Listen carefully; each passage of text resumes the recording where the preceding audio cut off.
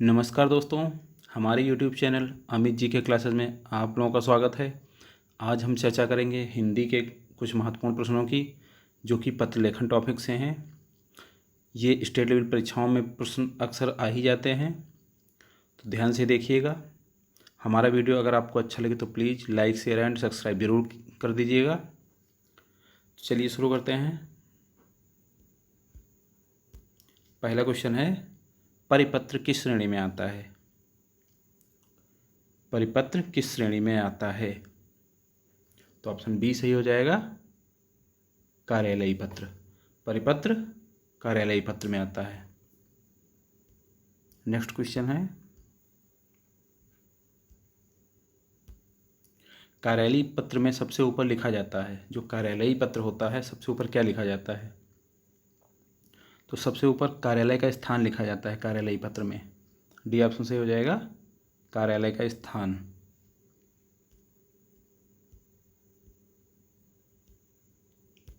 निम्न में से कौन सा प्रारूप गजट में प्रकाशित होता है? कौन सा प्रारूप गजट में प्रकाशित होता है? गजट में प्रकाशित होता है अधिसूचना। सी ऑप्शन सही हो जाएगा, अधिसूचना। अगला क्वेश्चन है,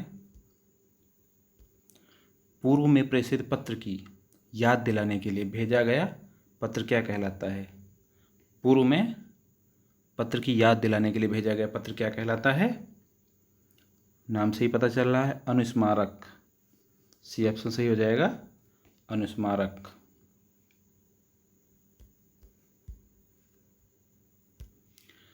अगला क्वेश्चन है, एक ही पत्र जब एक साथ कई प्रेषितों को भेजा जाता है तब क्या कहलाता है?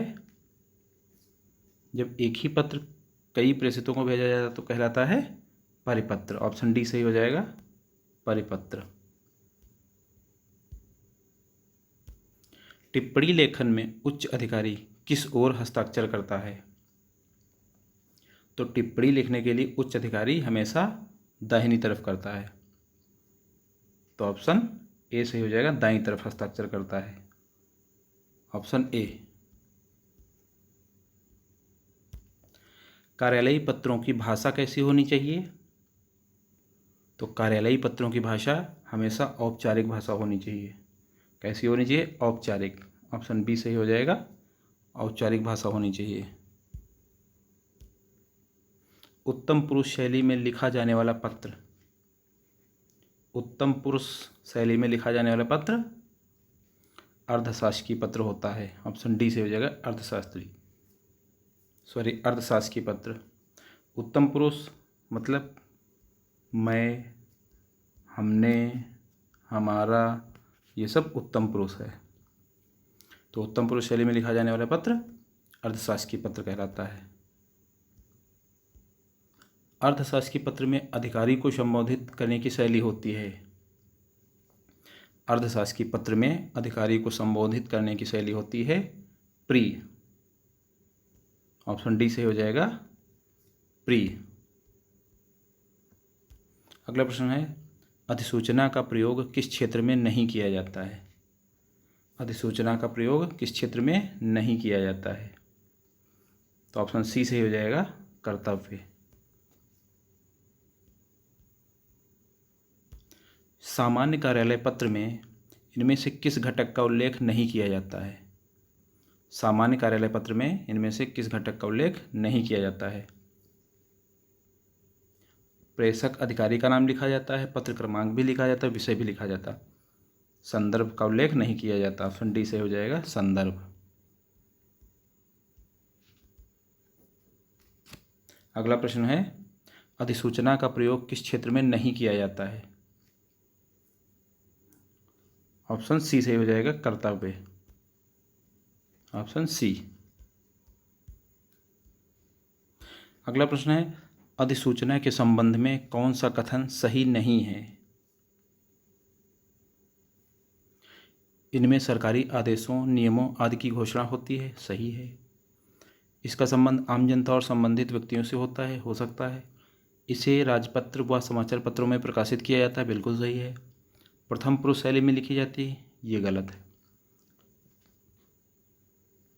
तो इनमें से गलत कौन सा है? ऑप्शन डी सही हो जाएगा। प्रथम पुरुष शैली में नहीं लिखी जाती है।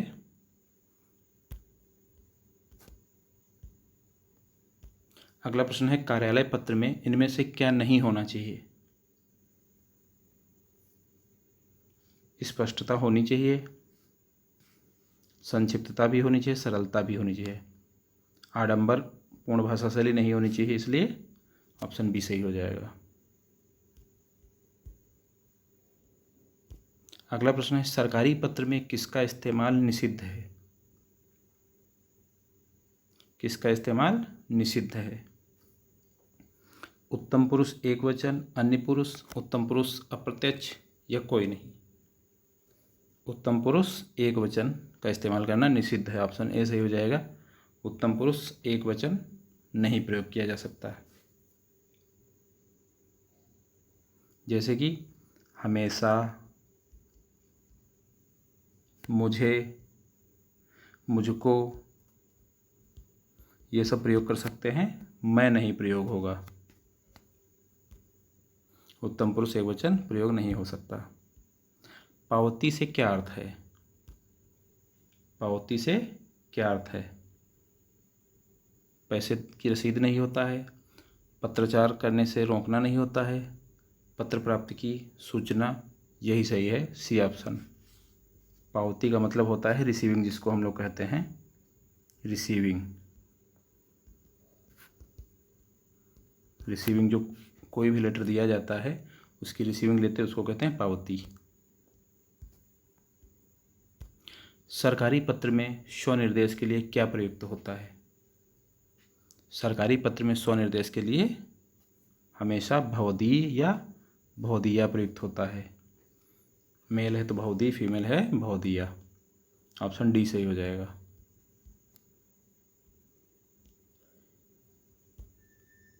इनमें से किस तरह के मसौदे में विषय नहीं लिखा जाता है?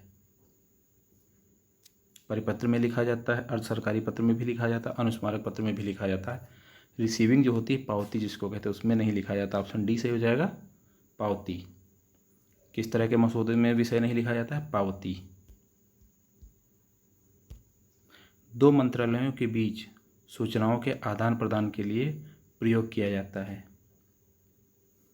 अंतर्विभागीय टिप्पणी, कार्यालयीय ज्ञापन, अनुस्मारक, ए और बी दोनों। ए और बी दोनों हो जाएंगे, ऑप्शन डी सही हो जाएगा। ए और बी दोनों, अंतर्विभागीय टिप्पणी, कार्यालयीय ज्ञापन। अनुस्मारक के प्रारूप में अनुस्मारक कहाँ लिखा जाता है? पत्र के बाईं तरफ, पत्र के दाईं तरफ, मध्य में या ऊपर की तरफ? तो अनुस्मारक के प्रारूप में अनुस्मारक जो लिखा जाता है पत्र के दाईं तरफ लिखा जाता है। ऑप्शन बी सही हो जाएगा, पत्र के दाईं तरफ। इनमें से किसमें संबोधन नहीं लिखा जाता है? किसमें संबोधन नहीं लिखा जाता है? अनुस्मारक, कार्यालय ज्ञापन, पावती या अंतरिम उत्तर? तो ऑप्शन डी बी सही हो जाएगा, कार्यालय ज्ञापन। कार्यालय ज्ञापन में संबोधन नहीं लिखा जाता है। अगला प्रश्न है, कार्यालय आदेश में क्या नहीं लिखा जाता है? कार्यालय आदेश में क्या नहीं लिखा जाता है? सेवा में, संबोधन, अधोलेख या इनमें से सभी? तो ये कुछ भी नहीं लिखा जाता, अर्थात ऑप्शन डी सही हो जाएगा, इनमें से सभी। कार्यालय ज्ञापन में कार्यालय ज्ञापन कहाँ पर लिखा जाता है?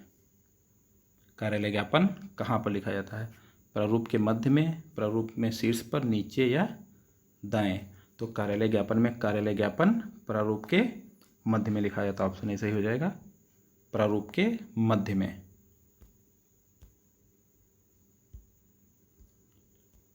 जब किसी कागज पत्र को मूल रूप से प्रेषक को वापस लौटाना हो तो प्रयोग किया जाता है। कार्यालय ज्ञापन, टिप्पण, पृष्ठांकन या सरकारी पत्र? जब किसी कागज पत्र को मूल रूप से प्रेषक को वापस लौटाना हो, प्रेषक को वापस लौटाना हो तो क्या प्रयोग किया जाता है? पृष्ठांकन। ऑप्शन सी से हो जाएगा, पृष्ठांकन। अगला और लास्ट क्वेश्चन है, इनमें से किस मसौदे में एक लंबी लकीर खींची जाती है?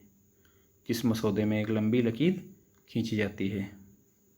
ऑप्शन सी सही हो जाएगा, अंतर्विभागीय टिप्पणी के लिए। अंतर्विभागीय टिप्पणी में एक लंबी लकीर खींची जाती है। धन्यवाद दोस्तों। अगर आपको ये प्रश्न पसंद आए हो तो प्लीज़ चैनल को लाइक, शेयर एंड सब्सक्राइब ज़रूर कर दीजिएगा। धन्यवाद।